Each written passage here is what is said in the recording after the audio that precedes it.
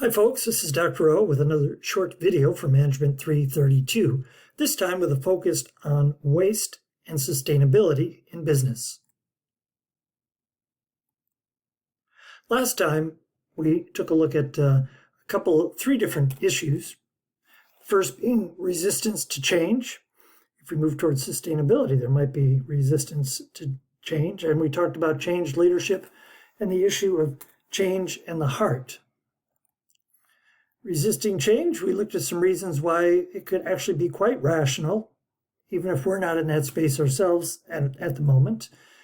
Kotter's 8 steps for change, and then the idea that sometimes navigating and leading change requires thinking through the appeal to both the heart and the mind of those needing to make changes.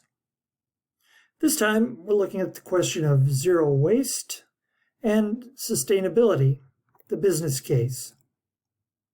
Now, the zero waste question was raised in the first video.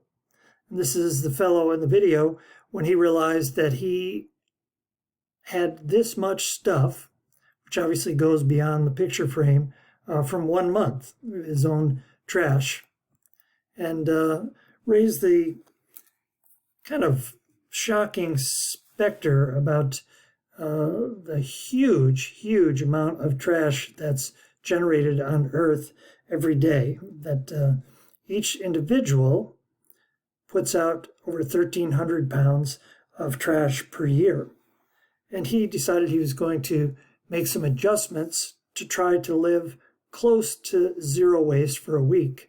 So I hope you enjoy the video and think about, is there a step or two in there that I'm already doing myself or that I might consider doing?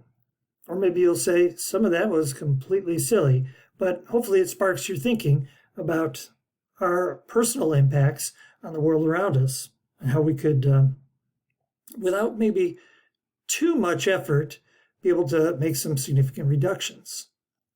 Then there's a second video that focuses on the work of a gentleman named Bob Willard that talks about the business case for sustainability, or sometimes called the triple bottom line, thinking about the focus of measurement of success of an organization. Usually we say the bottom line has to do with profit, financial profit. Yet if we back up a bit, we might consider that success in a broader framework might mean getting business done with minimal impact on the environment and with minimal negative impact and hopefully upside impacts on the community.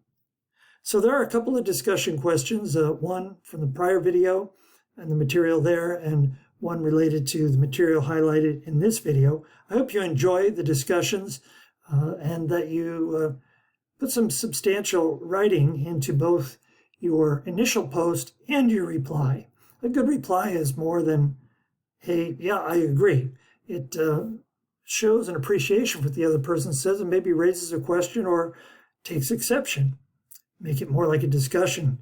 We're looking forward to seeing you more this week online. Feel free to contact me by email if you have any questions or concerns about the course this week.